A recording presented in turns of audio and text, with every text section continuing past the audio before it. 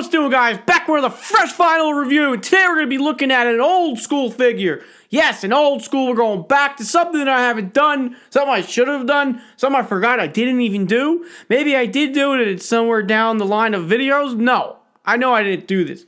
We're looking at the X-Plus 30 centimeter Rodan 1964. Bam! Okay? This is the original, too. This is not a diamond reissue, but if I had a diamond reissue, probably wouldn't see too many differences, if any at all, because the figures are near identical. Okay? So, first thing we're going to do is we're going to talk about the box. I got rid of the box a long time ago. The box was rather a large box, and it came with a picture of the figure on the front cover of it. Okay? Good. See the box? Now, I'm going to show you something. Everybody knows the Rick figures these days come with a yellow starburst sticker on the box, right? So back in the day when this figure came out, late April, early May 2012, that's when this figure was released, the Rick stickers were a sliver down here signifying that this was a Rick Boy exclusive with the Rick Extra, as in, for what this figure came with, it came with the mini Rodan, okay? So this is the Rick exclusive box cover. Okay, notice how I said this is the Rick exclusive box cover. What does that mean? That means I don't have the actual Rick exclusive when I got this. Why? Because I bought it off Yahoo Japan probably sometime in 2014, 15. I don't actually remember when I got this figure. It was a while ago. But I actually ended up buying the auction off of Yahoo Japan and thinking I was getting the Rick. So what was the Rick for this version of the figure? It was a mini Rodan. If any of you guys have seen the Bandai small scale figure sets that came with, they're like maybe 3 inches tall. The Rodan that came with this was a mini flying Rodan, which I thought would have been awesome to have because I never see it. I don't know any of my friends out there, other X-Plus collectors, if you have it, show it to me. Show it to me, because I don't have it, but I know what it looks like. And I was really bummed because when I had box day, when I got this, I open up the box, I'm looking at the plastic housing, and where the mini Rodan's supposed to be, guess what? Obviously, he's not there. And I'm like, son of a cheese biscuit. Not fresh at all. Darn, okay? So, I now have technically a standard Rick, non-Rick, Rodan 64, whatever that means, okay? You know what I mean, all right? So, when the figure came out late April 2012, early May, that time frame, the figure was about $145, maybe $150 off of Hobby Search. If you went there, that's where I checked my price because I don't even remember. I don't even remember what I paid for this figure. Okay, so if in average, 30 centimeter figures are about 160 range. So this figure, while it's big, there's not really that much to it compared to like a large 30 centimeter Godzilla figure. As far as the body and the legs, tail, and all that stuff goes. Rodan, it is kind of slim because he's got a large, wide mass, but not that much vinyl when it comes to the wings. So that is kind of a sub-factor in how these figures are priced, is how much material is used. That's just general knowledge when it comes to things getting built. We should know that, especially for collectors, okay? So, I bought mine off Yahoo Japan. This was before the Diamond reissue was announced, and I was hunting down the remaining 30 centimeter figures that I needed. So I found this, and I don't remember how much I paid for it.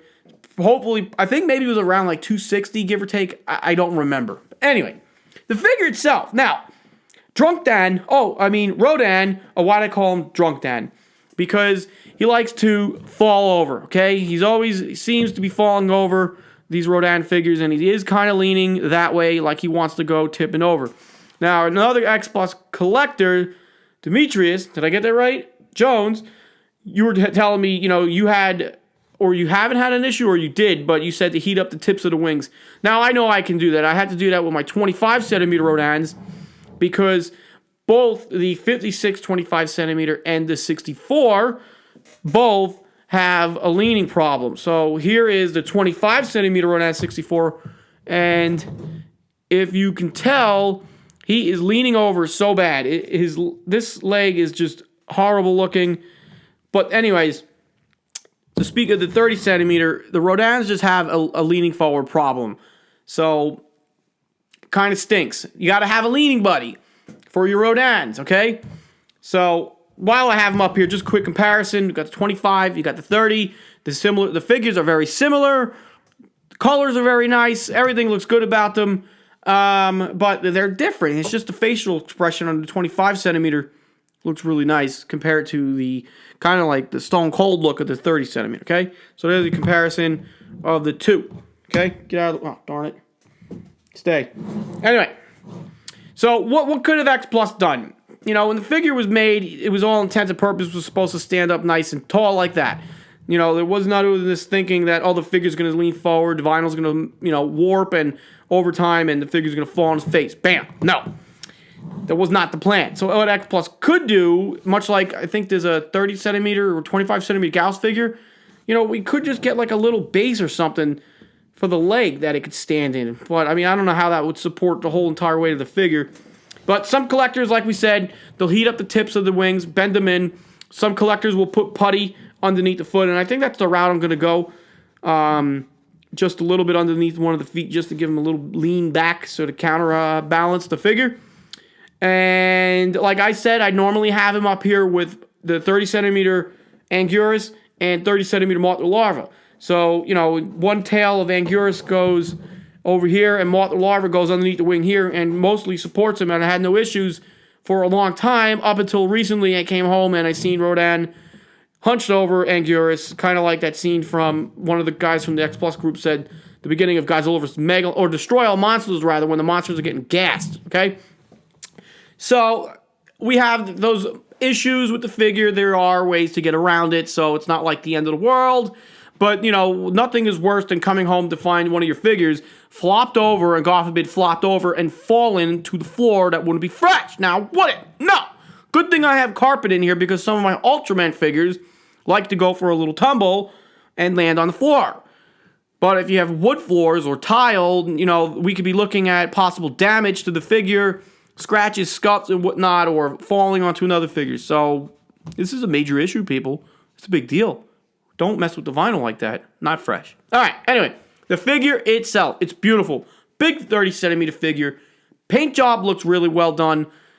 It's something about Rodan's wings that, be it on the back or the front of the figure, they really pop. They have nice reds and browns and whites and yellows all mixed in. It looks really good. So the wings are well done. Very well painted on both sides. But the front of the figure, he really has a lot of nice color there, okay? The spikes down the belly, all nicely done. Again, if the figure is falling over, that's something to be concerned of. If they're going to get scratched, I'm sure mine have maybe some dings here and there, but I can't really tell. So that's a good thing. But those are all painted nicely bone white. The stomach is mostly dry brushed like brown, and is, you know, we got the main central spikes, and then there's the smaller ones there. Okay, so those look good.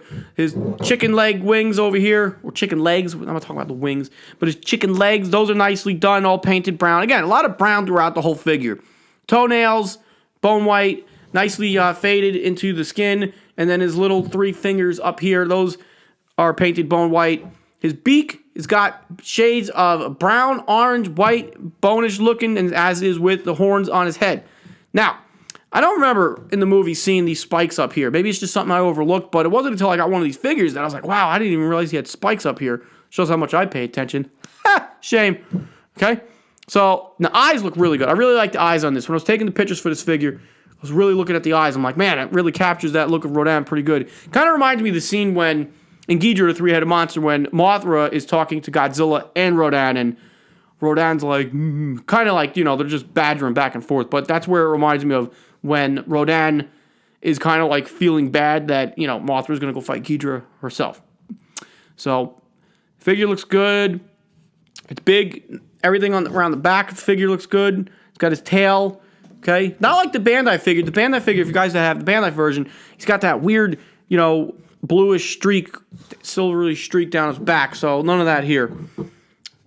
What else about the figure? Oh, another thing I like about the figure. Now, are the holes here in the face? No. Or the neck. Sorry, I mean in the neck. Now, if you look at this, you could actually see this is where the suit actor's face was, right in here. So that's why it's bulged out a little bit there, because that's where the suit actor's face was. Okay, right in here. And then the rest of the figure, or the suit, was way above his head, okay? And then his arms went down, and obviously his legs. So you can see the humanoid is to Rodan, okay? Now, that's pretty much my conclusion here about this figure. My verdict, it is definitely fresh. It is a nice size 30 centimeter figure. Complements very well with the other Showa figures that I have above me here. Anguirus, Mothra, Godzilla 64, etc. But, he's got that lean. So if I had to, give a score out of this, out of, 1 out of 10, I'd probably hit him, a point for the lean and 9 out of 10. But that's still pretty good because it's a beautiful looking figure. And does he even stink anymore? No, but, him and his brothers, they too contribute to a fresh vinyl scent in here when it's nice and warm. So we'll give him that. Now, future Rodans. What do we got next for Rodan? We need a 93 Rodan. And if I had to choose another Showa Rodan, I'd like to see a flying form. A full-fledged flying form Rodan. I think that would be really cool, much like the 30 centimeter 25s. Actually, 25 centimeter Mothra 64s. Just prop a stand up, have him in flying mode. I think that would look really cool, okay? So that is my review for the big old chicken here. Big bird, clown shoes. Anything else do I need to say? No, but he's good. He's fresh. He's definitely certified fresh. 9 out of 10 in my book. Get the X. And remember, people, I'll see you on my next Fresh Vinyl review. Buy vinyl, fresh vinyl. Bam!